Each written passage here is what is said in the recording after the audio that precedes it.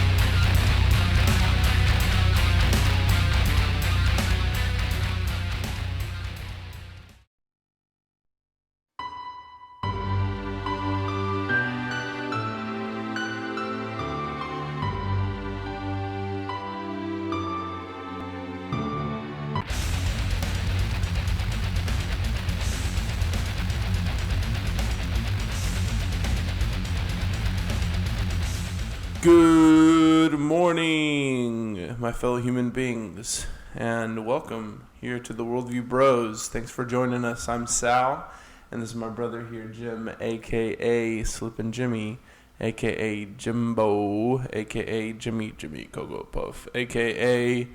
Jedi Master, a.k.a. Bilbo Baggins, a.k.a. Hi, man. Jim, how you doing? I'm great. Couple of things. Not Bilbo Baggins, but Brogo Baggins. Oh, man. My name is Brogo Baggins. Wow. You have to get my names right, dude. I'm sorry, man. Yeah, I was also kind of feeling like, you got to throw in Jim Jiminy, Jim Jeree. I'm really fond of that one. So. That's great. I like that. Yeah, Dick Van Dyke, man. I love that human being. He's still alive. Yeah, I know. I saw a video. Oh, yeah. But she was pretty young when that. Oh, yeah. No, but Dick Van Dyke, he's like 90 or something. He's like dancing around and stuff. Yeah. Like, the dude is. Yeah. If you need like a good, like, just time to find some joy in life, go back. Pick me up. Yeah, pick me up. I mean, the Dick Van Dyke Show, Mary Poppins, anything with that guy in there, he's great. I love him. Well, anyways, we're excited for our show today. Today we're going to be talking about a great moral challenge of our time, and that's the topic of abortion. We have a lot. We're going to be talking about our own views and our opinions and truth. We talk about truth a lot in here, and there is truth in this. We're going to be looking at opposing views as well. I have a game. We have hate and like today for you guys. So stick around. And again, like, we like to have fun on the show. We like to play games. We like to laugh. Mm-hmm. And that's all good. That's fine. But make no mistake, this is a serious topic, and the our opinions and the things we think about this, we take them very seriously, right? Oh, yeah. Just like anything we talk about here with you guys, but we also like to have fun. So make sure to subscribe to our channel. Make sure to like us on Facebook. Check us out on Twitter. Follow us on Instagram. If you have a comment, leave a comment in the comment section, as well as if you have any questions, concerns, ideas you want to go over.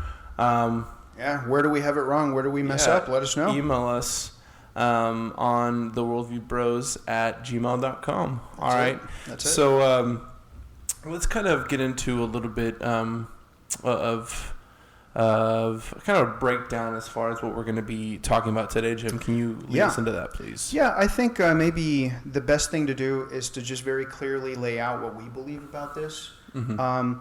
I don't know, it might be kind of obvious from what we've discussed before that we are in the pro-life camp. We think that it's really not even close, to be honest with you.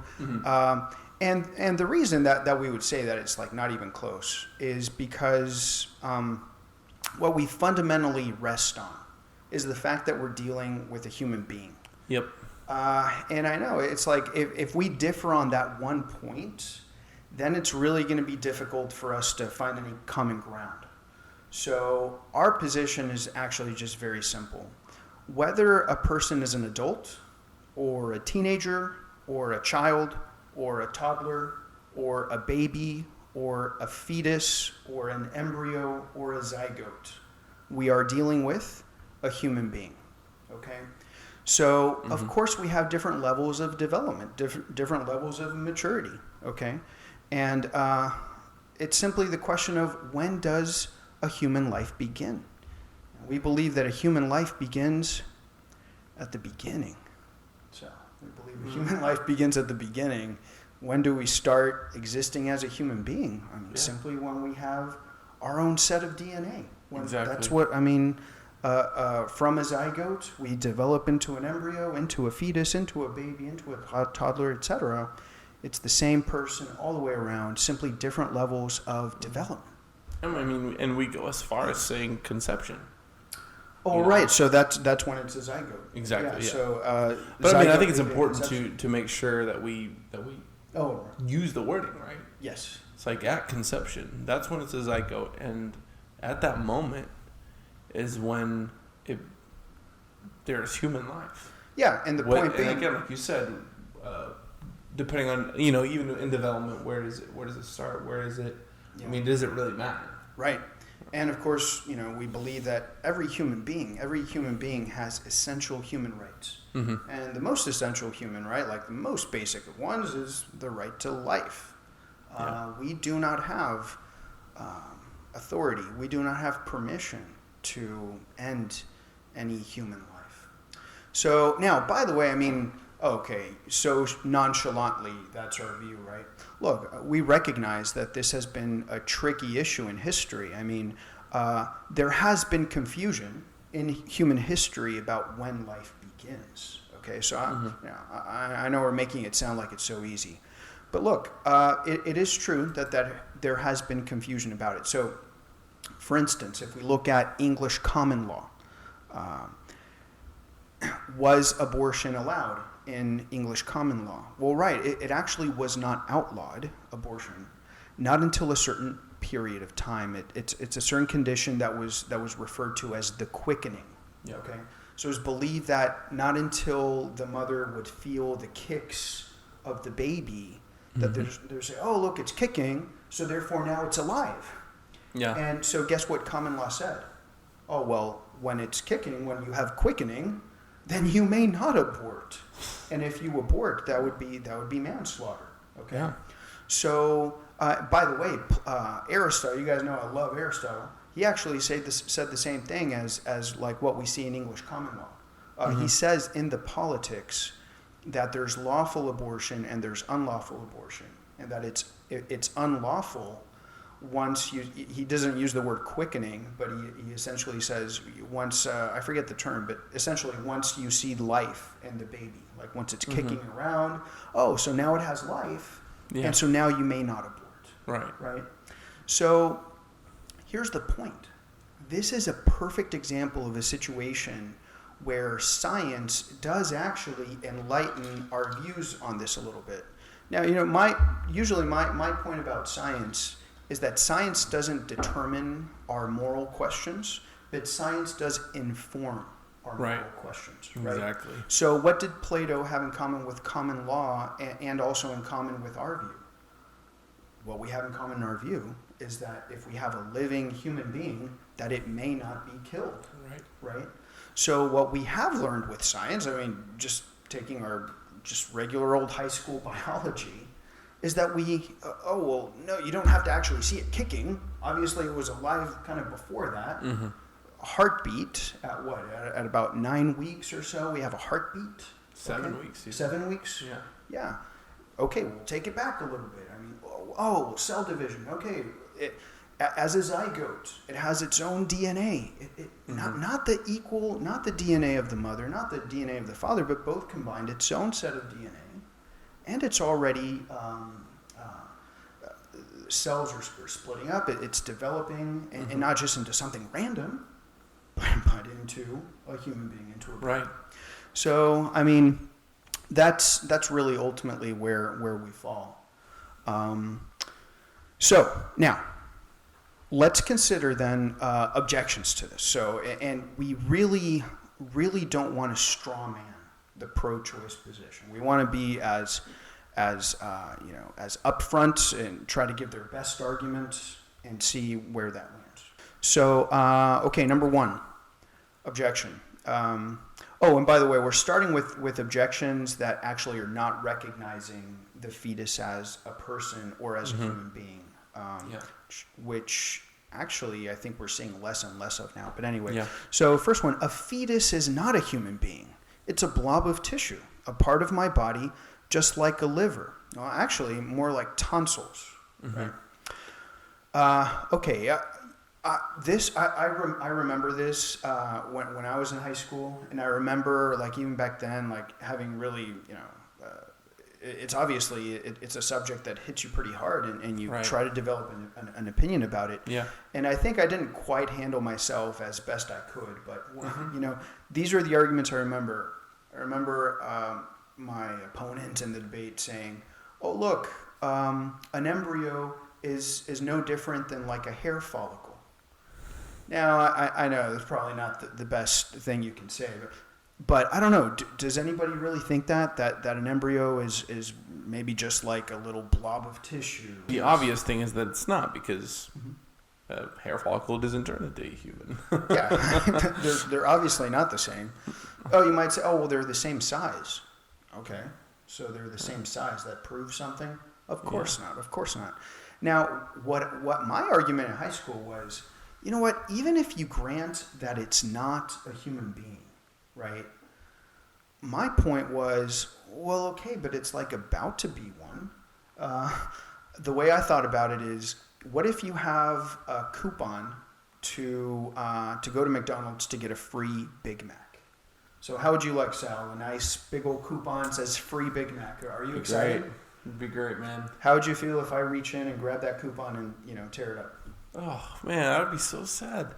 What would I owe you? What would you say that I owe you if I destroy that coupon? You owe me a Big Mac, man. Exactly. I mean, now is the coupon a Big Mac? No, you owe me a coupon, which is not. Right? Oh no, I mean it is not a Big Mac, but I would still owe you a Big Mac because it's essentially just as good as one. You just need to go over to the store and you turn it in and you get the Big Mac. Now, in fairness, I realize even though I was very proud of my argument at the time, actually still am a little bit. I think it's kind of a fine argument. Yeah. But ultimately, it's not the strongest argument.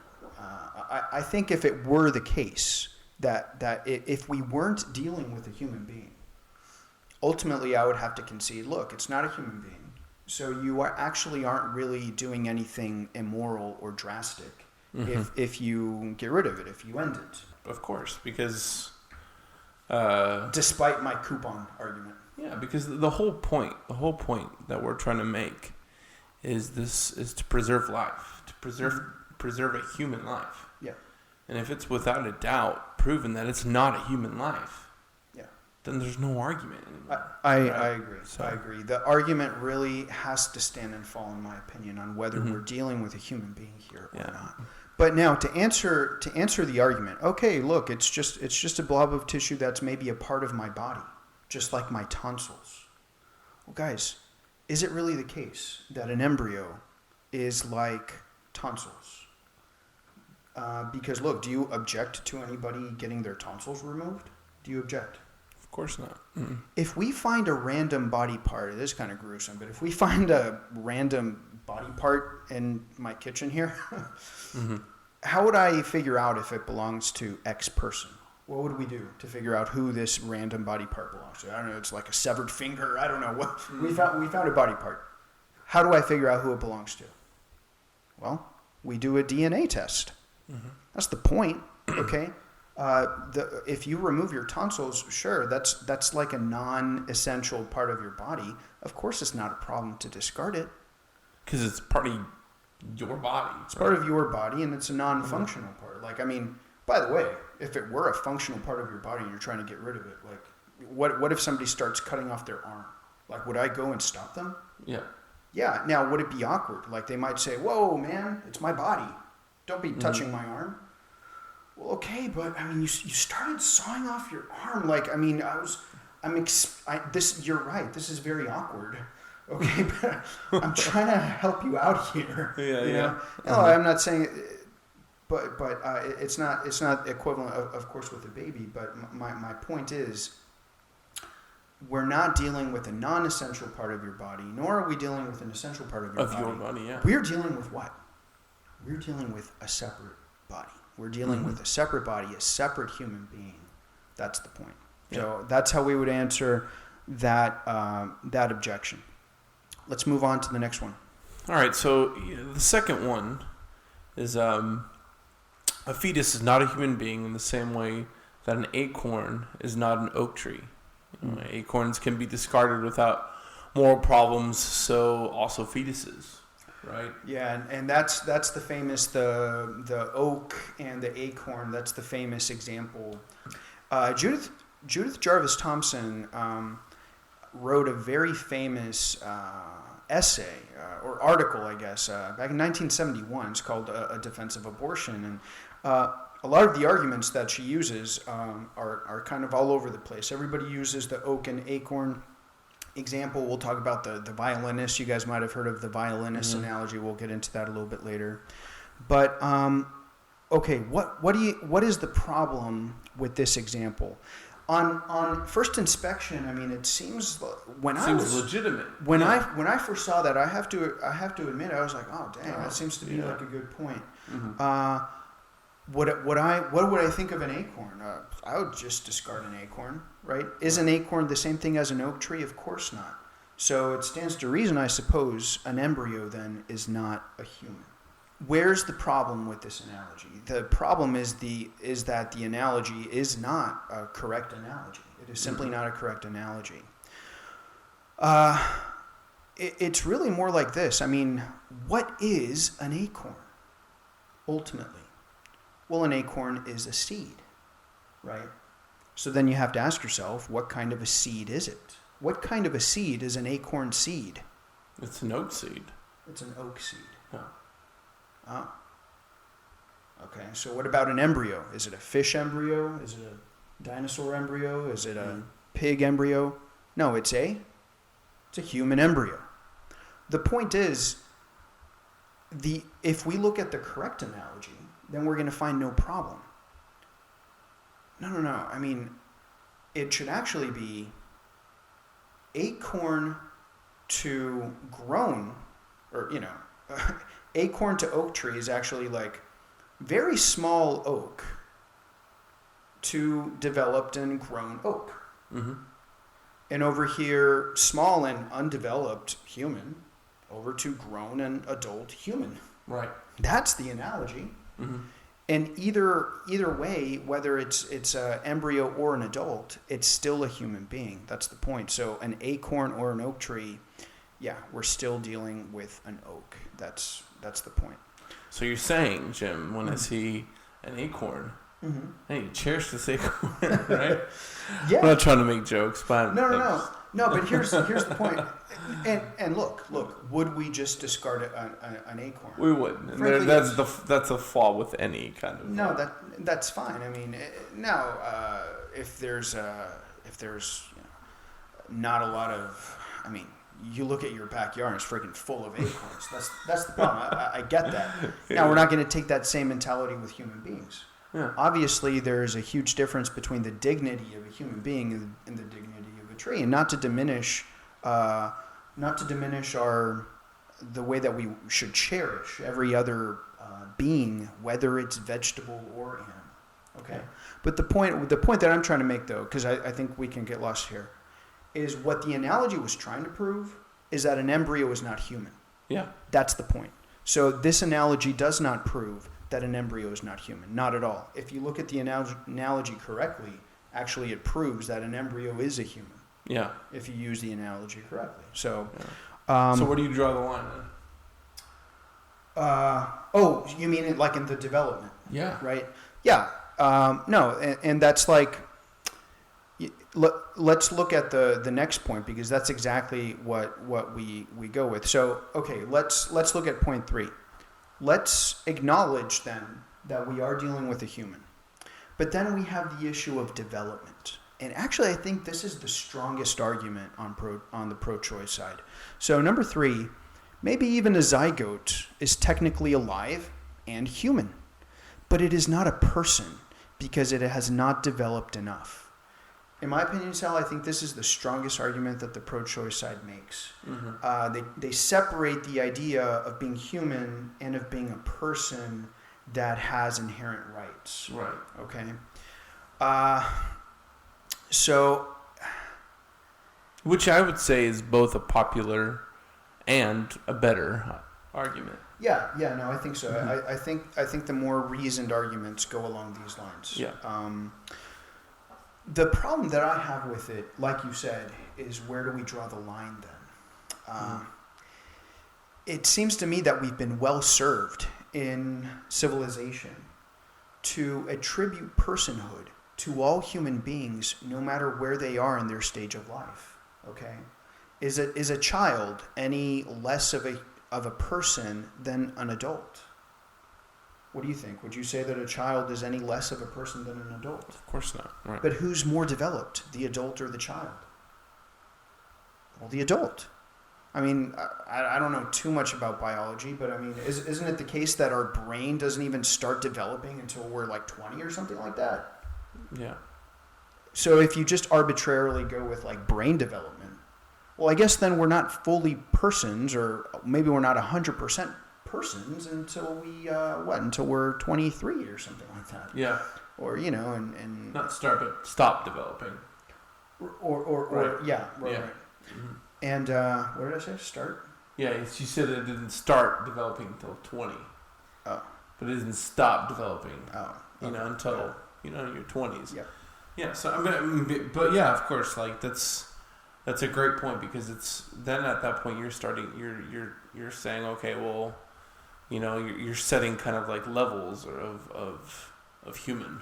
I know. Yeah. And so development and I guess dependent, and that's the other thing that the personhood argument is whether it's levels of development or also levels of dependence, right? So like the more dependent you are, then the less human you are. Mm-hmm. So again, that means that a baby, a born baby, 2 years old, 3 years old, is kind of so a person. So that's really the problem with that. No, I think any which way you want to come from this, from just natural reason or a question of faith, is the dignity of the human being. We are well served, and I think this is a principle of morality. Mm-hmm. That a human being, no matter how frail, no matter how developed physically or mentally, mm-hmm. has the full dignity of a person. Yeah. All right, so let's transition into our game today. Our game is going to be Sneak a Word. Mm. So we like to do a lot of games that you might see on The Tonight Show with Jimmy Fallon, and this is one of them. Mm. And so basically what's going to be happening, Jim, is we are going to be thinking, Jim and I will be thinking of different words, mm-hmm. okay? And we're going to have a normal conversation. It can be about anything, doesn't matter, conversation. And we are trying to sneak a word into the conversation without the other person noticing. Does it need to be a word, or can it be a phrase? Has to be a word. One word. Okay. One word you're trying to sneak in there, and I'm trying to get the word, trying to guess the word, and vice versa. So, okay. Let's. Do you want to start it, or do you want me to start it? I guess I'll start. Okay. Here we go. So. Yeah. How about the weather? No. All right. I'm pretty excited about the Mavericks. The Mavericks. Yeah, the Mavericks. Unfortunately, They're like a basketball team. I was cheering for the Toronto Raptors. I was cheering for the Warriors. For the Warriors. And they lost today, but I'm wearing this in honor of them because not necessarily in honor of the Raptors or the Warriors, but okay, we're now just that much closer to the next season. And the Mavericks, having a comeback season, Oh, what I love about the Mavs is that they're so circumspect when they play the game. I mean, if you consider the ball, come on, is this circumspect? No. Okay, sorry. Yeah. But that being said, they are circumspect when they play. They play very intelligently. Mm-hmm. Now, if Dirk is no longer. I forgot. Yeah, no, Dirk is done, man. But so who are the better players? You're going to have Doncic. Is it Doncic or Doncic? Doncic. It's Doncic. Okay. Luka.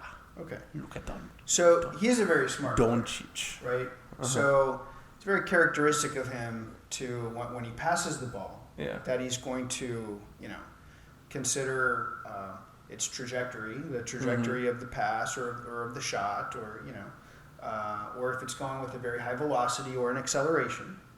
What is going to be true is that it's going to take a certain pathway of the projectile motion, essentially, and then he would be passing it to all of his playmates. Yes. Oh my god. This is dumb. Is it projectile? Oh man, it is projectile. Oh, I got it. Even though I did guess once before. But how about we'll say you get 2 strikes. That was pretty blatant. You get 1 strike and then the second one has to be. Oh, there you go. Okay. Like I just did. See, I'm terrible at putting a story together. No, that's fine. Okay, my turn. Yeah. Are you ready? So you got one? Yeah, I got one. Yeah. All right. So mammals are fascinating. Fascinating creatures. Yeah, mammals are fascinating creatures. You got did you see the Trump tweet about something about that he was gonna meet the Prince of or the Princess of Wales or the Prince of Wales? Oh yeah, the Prince of Wales. Uh-huh. And he spelled it obviously WHALE, the Prince of Wales. So it kind of got destroyed on Twitter, like he was going to meet Aquaman, the Prince of Wales. Oh my gosh, Trump with those tweets, man. He's hilarious. Yes, the Prince of Wales. He's a fascinating prince. He controls the waters, and he's a great guy. He's a great leader. He leads all the whales. He's like... Seriously, it's an atrocity just seeing all those tweets, It's like he just goes on a rampage with it, but it's it would be endearing. It would be endearing if it were like a little kid or something. Yeah, no. But I'm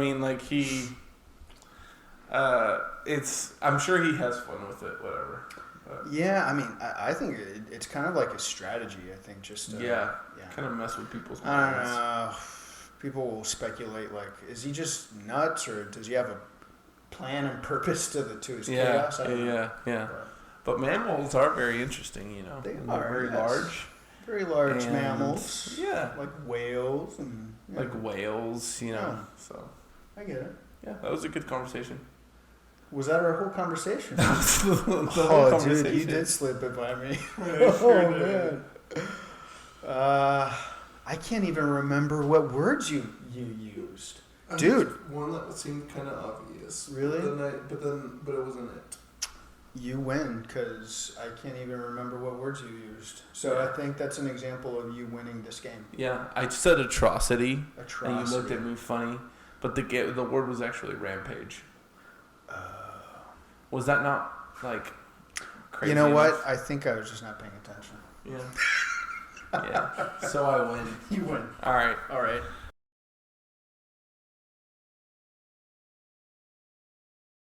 Okay. So tell us what you think about that game. Was it bad? It was bad for me. Give us some ideas. We need some ideas on games, okay, guys?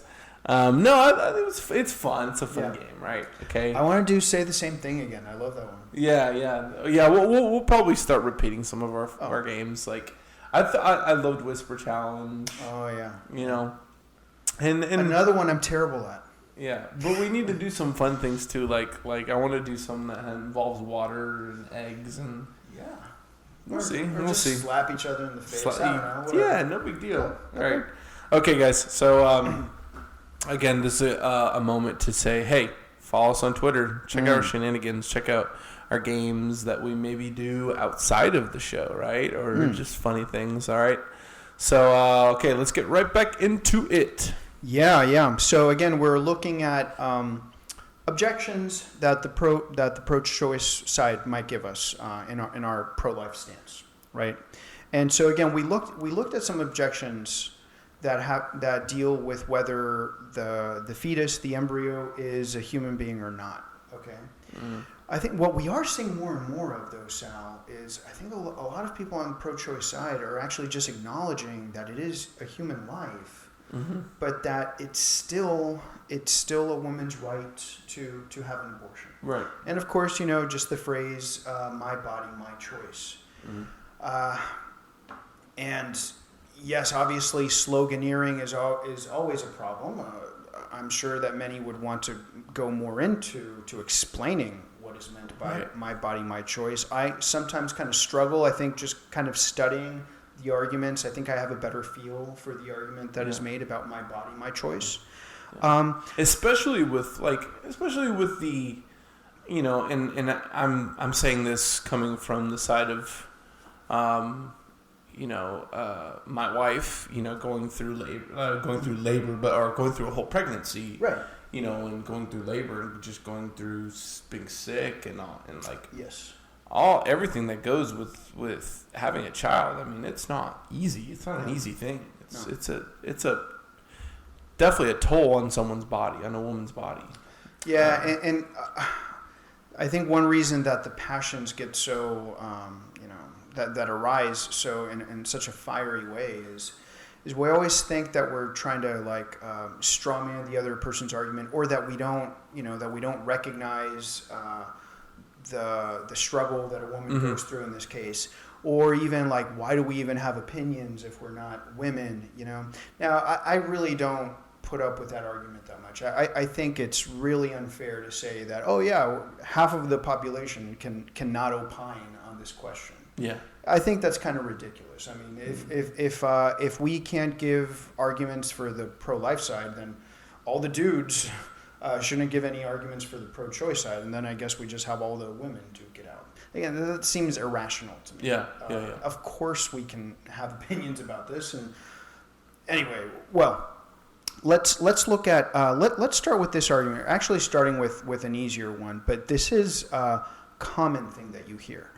So the objection is, look, this is a question of reproductive health that should only be between a woman and her doctor. This is what you hear politicians say all the time. Hey, what do you think about abortion? I think that this is just a decision between a woman and her doctor. And it's just like that. Oh, okay. Sorry, I forgot. Right. Yeah. So doctors will figure it out. We cannot opine. We may not opine on this. That mentality that, the doctors, the experts, they're going to tell us what to do. This bugs me, Sal. Yeah. Because this is a big moral question. Whether you go on one side or the other, you have to recognize this is a big deal. This is a big moral question. And it's ridiculous to say that we're just going to delegate this to an expert doctor that's going to tell us what to do. Right. This goes to the whole thing about how we understand science. Science can inform, but ultimately science doesn't make moral decisions. Right? It just informs us on physical things, etc. Yeah. Right. I would say, on the contrary, in the pro-life rally in Pennsylvania that took place just a month ago or something like that, what's his name? Matt Walsh, I think, made a really good point. He said, I'm sorry, this is not a reproductive question. It's not a question about reproduction. It's a question about parenting, is what this is. The questions about reproduction took place beforehand. Yeah. At this point, we are dealing with your child at this point in the earliest stages of its development. So, yeah, just to kind of toss it away like, oh, this is just a reproductive question, that sounds great. Oh, yeah, it's just a reproductive question. So that's why it's just the woman's domain, because it's just her dealing with her reproduction. No. The reproduction already took place. Yeah. We already have the human being here, zygote, embryo, fetus, yes, but human being, baby, living human organism. Yeah. You are now a parent. Yeah. This is a parental question, not a reproductive question. Yeah. Now, let's get to one of the biggest arguments made on the pro-choice side. We already looked at one, a very important one beforehand. And we're talking about, I always forget her name, Judith Jarvis Thompson. She makes another famous analogy, which is the analogy of the violinist. Mm-hmm. Now, the argument is going to go like this. So, my body, my choice, and even if the fetus is human and is a separate body, I'm not obligated to keep it in my body. A right to life cannot assume a right to use someone's body. Okay? So the objection here is, okay, look, granted that it's its own creature, it's a human being, but it's making use of me in order to live. Mm-hmm. So how can we say that somebody just has a right to use my body for their life? Now, for me, like even on first inspection, like that just doesn't resonate with me. I've been trying to get into the feel for that argument. Yeah. Okay. Mm-hmm. But I think it ultimately has pitfalls. But could you explain to us, Sal, how does the violinist analogy go? That kind of goes hand in hand with this. Well, basically what it is that randomly, you wake up and it's like you have this violinist that's attached to you, you know. And why did she go with a violinist, like not a mailman? I know, exactly. So whatever. So the violinist, at least that way we remember, you know, that famous argument of the violinist. Yeah. And so the vinyl, it's again like you wake up and it's like randomly you have this violinist attached to you, and you decide that because it's random, you don't really have there's no stake in it for you, like that you can get rid of it. Oh, right. And so, like, the point was, like, the violinist is, like, on death's door or something like that. Right, essentially dying. And you can... requires your kidney in order to process the blood, something like that. She describes the scenario. Yeah.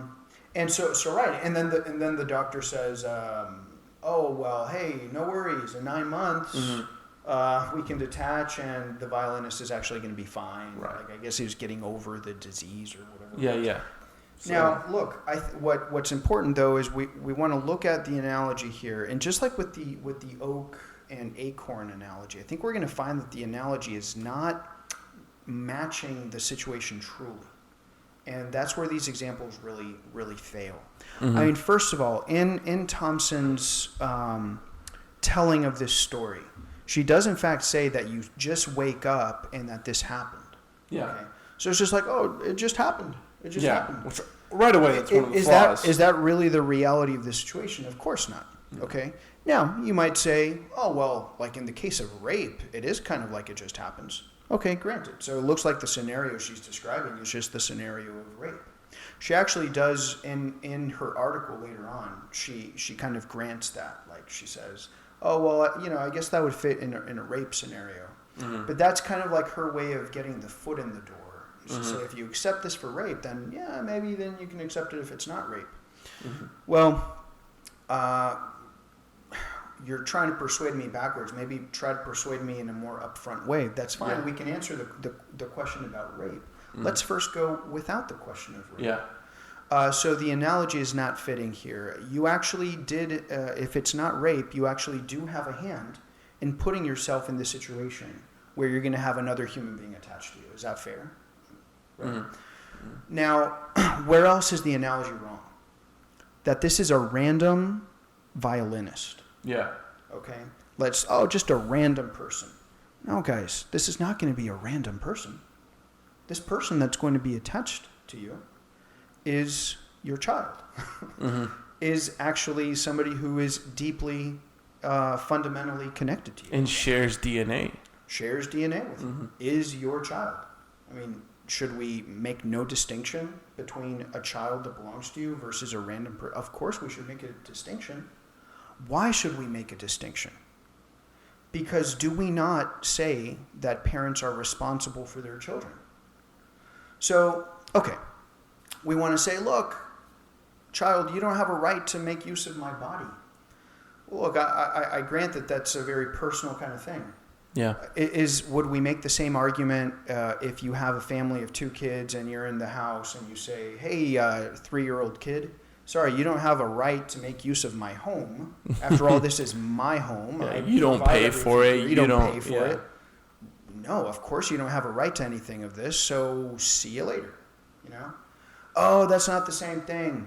Guys, I think it is. Kind of is the same thing. Yeah. The point is this, that just as your 3-year-old kid depends entirely on you. How old is Eli? He's 2? He's 3 years old. 3 now, my bad. Yeah. Uncle of the year right here. Yeah. Dude, how dependent is he on you and Nicole? I mean, completely. Yeah. Completely. Right? Yeah. Take it back even a couple of years. Fundamentally. I mean, well, it's here. It really is a question of gradation. You know, the younger the baby is, the more fully dependent he's going to be on his parents. And you're right. In the case of pre-birth, entirely dependent for his or her life on the mother. I get that. Okay? Yeah. But the point that I would make, Sal, is that just as we know that parents have a moral obligation to protect and take care of their children when they're older, they also have a moral obligation to take care of their children when they are incredibly young. Yeah. Do you have a moral obligation to take care of a random violinist? No, you don't. But you do have a moral obligation to take care of your children. So the point is, again, is the analogy fitting here? The analogy is not fitting. Okay. And look, another problem with the analogy, this is a little subtle. There's a little subtle thing, but there is another problem with this analogy. The violinist is actually on his way out of life. The violinist actually had this disease that occurred in some other way. He has this disease. His body is essentially shutting down. We're not dealing with a new creature where all of its development is actually on the rise, not on the out. We're dealing with a creature, a human being that is actually growing internally. Everything. The DNA is saying cells multiply. Everything start growing. Yes, we need sustenance from the mother, right? But that's actually an important thing, I think. Because in the case of the violinist, it's like, well, if you detach, then you're simply letting the natural process go as it was going. Right. Whereas here, if you abort the child, you are actually interrupting the natural process of growth. I think that's actually subtle, but a huge difference. Yeah. And it just goes to show you this made-up thing about a violinist being attached to you is a completely unnatural, made-up thing. Yeah. Whereas pregnancy and how babies develop is a natural process that we're talking about. Yeah. It is apples and oranges. Yeah. This doesn't work. Yeah. So look, breaking down all these different scenarios, we come back to that same premise. We see the key fundamental idea here that we're dealing with a human life, and any abortion, no matter at what stage, whether it's by poison in the first few weeks, okay, or whether it's by vacuum absorption a little bit later, or whether it's by dilation and evacuation later on, okay, using the curettage and, guys, the clamps, okay. Look, I know that, like, for instance, third trimester abortions are comparatively very rare compared to, like, the first trimester abortions. I get that. But even with third trimester abortions, it's something like less than 1%. of abortions are third trimester. Mm-hmm. Yeah, we're talking about less than 1%, something like Of a like large 0.1% scale. of 1 million. It's approximately 1 million abortions per year. Okay, and let's say I think it's 0.05 or 0.1% of abortions that take place in 1 year are third term. Mm-hmm. Okay, and that would be a process called evacuation and extraction.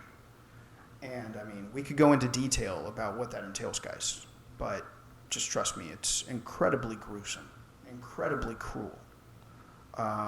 Even the second trimester, something like 2% or something between 1% and 2% yearly are second trimester Mm-hmm. abortions. Not as cruel and horrid as the third trimester ones, but still very cruel. It's about dismembering the baby as it is, and crushing the skull. Horrid. Terrible things. And now look, the first trimester ones aren't going to look as horrid, but actually fundamentally, all of them are equally horrid, Mm-hmm. because you are killing a human life. That's our position. Look, these are rough things. Now, what I want to end our discussion with, Sal, is I think, to tell you the truth, what frustrates me is that today we are seeing more and more blatant ways, more blatant arguments for defending abortion. I mean, Mm-hmm. I remember like in the 90s and early 2000s, it was always like, oh, look, we want abortion to be safe, legal, and rare. It was the phrase, right? Mm-hmm. Oh, yeah, Safe. abortion is going to be safe, legal, and rare. Yeah. And now you hear, oh, no, you got to shout your abortion. Be proud of your abortion, dude. Be proud of your abortion. I want to show you guys this video. This lady, a doctor actually, Sophie Lewis. She's from Ireland, and she was kind of like making the headlines a little bit for the argument that she's putting forth, and it's not very uncommon. We were looking at some other arguments as well that are kind of along these lines. So what Sophie Lewis says is that that the pro-choice movement needs to be adamant about looking at abortion as a good in itself, like to defend it as a good, not as like, this is like the lesser of two evils, something like that. Mm-hmm. Let's just see. This is full context. Let's listen to what she says. We're facing a really terrifying attack on abortion in the US, where I live, in Northern Ireland and elsewhere. In the past, the strategies that our side has tended to use have included a kind of ceding of ground to our enemies. We tend to say that abortion is indeed very bad, or we say, luckily it's not killing, luckily it's just a healthcare right. We have very little to lose at the moment when it comes to abortion, and I'm interested in winning radically. And I wonder if we could think about defending abortion as a right to stop doing gestational work. Abortion is, in my opinion, and I recognize how controversial this is, a form of killing. It is a form of killing that we need to be able to defend. I am not interested in where a human life starts to exist. I see the forms of making and unmaking each other as sort of continuous processes. The other end of the spectrum is the process of learning how to die well and hold each other and let each other go at the end of our lives as well as at the beginning. But looking at the biology of this kind of hemicorial placentation helps me think about the violence that innocently a fetus meets out vis-a-vis a gestator. And that violence is an unacceptable violence for someone who doesn't want to do gestational work. The violence that gestator meets out to essentially go on strike or exit that workplace is an acceptable violence. Okay, so Sal, can that count like my hate, basically? I mean, dude, it's hard for me to watch somebody just say this. Mm-hmm.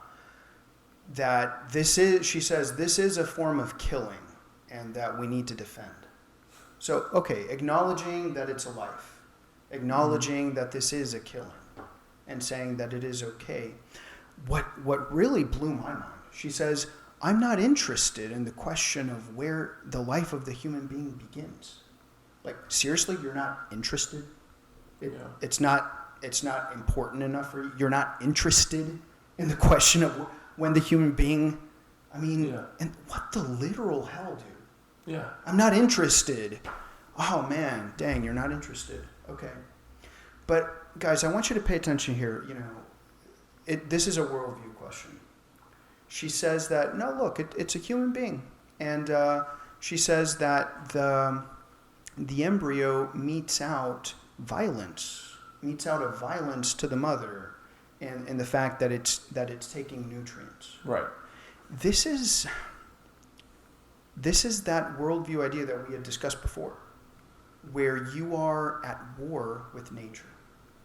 This is like saying, okay, here's the woman staying over here, and this unfortunate process of pregnancy is occurring, which is a natural process, and it's a sort of violence to me, and I can rightly, you know, put a stop to that violence that's occurring by nature. It's like being at war with nature, instead of having the mentality of, oh right, yeah, this is a natural process. Oh right, I'm a mother now, and this is my child. Yeah. And it's my role to care for that child and to love that child. Is there anything more natural than the love of a mother for her child? Okay? Now look, is that hard to hear? Guys, I'm sorry. I mean, this does put us in a very awkward situation. Yeah. Look, the Bible tells me, do not judge lest you be judged. Yeah. And what does that mean? That means, of course, I don't put a judgment on a person in terms of, you vile person. Of course not, because at that point, we are all in the same boat. That we deal with error. That we deal with sin. Okay? The point is that we need to call each other out on it and help each other out on it. Yeah, it's a righteous way of judging others. Yeah. Do I believe that a mother who wants to abort her child is in serious error? Yes. Do I believe that she's just not looking at it the right way? Yes. And not in a judgy way, but in a way of, come, please, let's reason together. Yeah. Okay? And you have this worldview that somehow you have absorbed. We need to look at it a different way. Yeah. And I think this attests to the fact that, and I say it a lot, but it's not just a cliche, it's the truth. You know, this is the side where it's an issue of the heart. It's an issue of not understanding your true nature. Mm-hmm. Our true nature as human beings that are created by a creator, that were made in his image, right? Mm-hmm. Yeah. And because because I believe that, because we believe that, I refuse to believe that what this woman says is what deep down she truly believes. Yeah. You know? I think she tries to find ways to justify the flawed worldview that she has. And so the easy and whoever said that the right thing is the easiest thing? Right. No. It might be very well, because if your whole life is to defend this position, mm-hmm. it might be very well just easy to say, you know what? Yes, it is killing, mm-hmm. and I'm going to be okay with that. Yeah. Right? Yeah. Rather than flipping your whole life upside down and saying, you know what? I'm maybe wrong. Mm-hmm. Right? Yeah. What's easier? It's easier to just say, okay, well, then this is my new position now. I don't care about where it starts, where life starts. Yeah. You know, and so again, I mean, like we say it many times. We want to have the conversation, right? We want to ask the tough questions. Yep. But we also need to pray for people that need to see what that true nature is, you know. And like you said, there's nothing more beautiful, nothing more natural than a mother and their child, right? Absolutely. So, yeah. Well, I had another video for my hate that's along those lines, but dude, that's just too depressing, dude. yeah. I'd like to kind of pick us up a little bit with my like, you know. And so my like has to do with music again. You know, I talk about a lot of things like basketball and music, but I will say my like that I have is an instrument that I play. Yeah. And it's the cello. Huh. I thought you were going to say guitar, but I play guitar as well. Yeah. But the cello is one of my favorite instruments. Of course, I play it.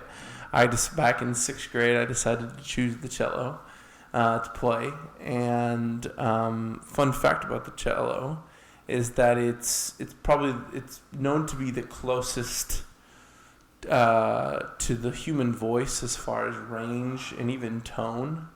And so when you hear a cello, you're going to hear a lot of people tend to gravitate to the sound of a cello because it's so familiar to us. Yeah, okay.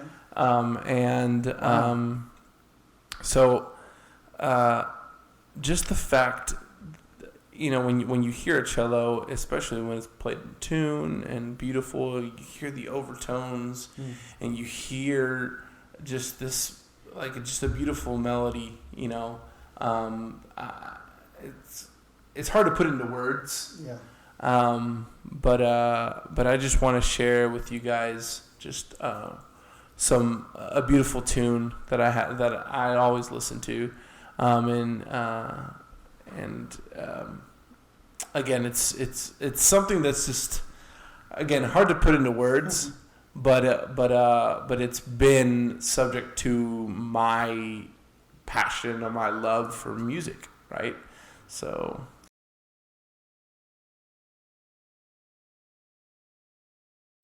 All right, guys. So, thanks for joining us here at the Worldview Bros, talking about some hard things, difficult things, but important things.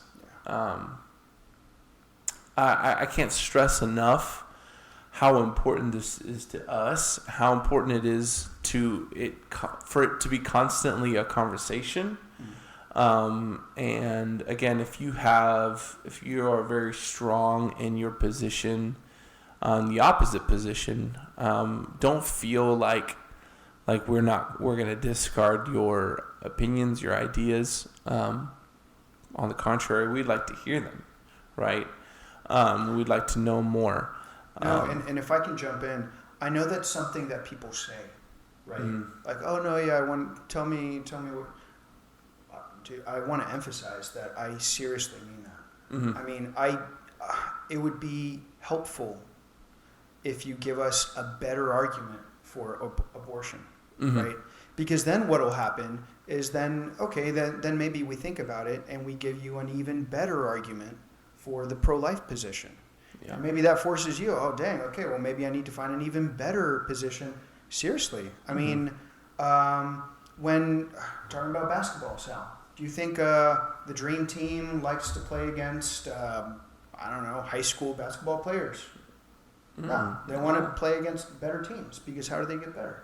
By playing against better and better teams. Yeah, exactly. And, if we kind of look at our debates that way, I know that there's a lot at stake. I know that they're huge questions. But I want us to have that spirit where we're trying to get to the truth of things. And, if sometimes we get irritated with the other side, don't let it get to you. Like, let's try to work together to find the truth. and to respect our opponents, even when we disagree on things that are like so fundamental. Yeah. Okay. To And never dehumanize each other and to hate each other. No. Yeah. So, And there's a difference between having malice or like hatred towards somebody that believes something opposite to you, and being passionate about what you believe in. yeah. You know, and if you see passion in us, don't misconstrue that for a hatred of the opposite, but more as we have passion for this because this is again a matter of life and death. Mm-hmm. You know, and we believe that life starts at conception. We believe that, you know, this is a stance of that is fighting for the rights of a human being. Yeah. You know, so again, please send us your emails at theworldviewbros@gmail.com.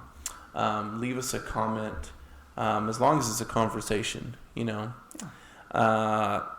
Follow us on Twitter, follow us on Instagram, like our Facebook, and give us some ideas on some games, topics. We're always looking for different ideas. Again, thanks for joining us, and we hope to catch you next time here on the Worldview Bros. Thanks a lot. See you guys.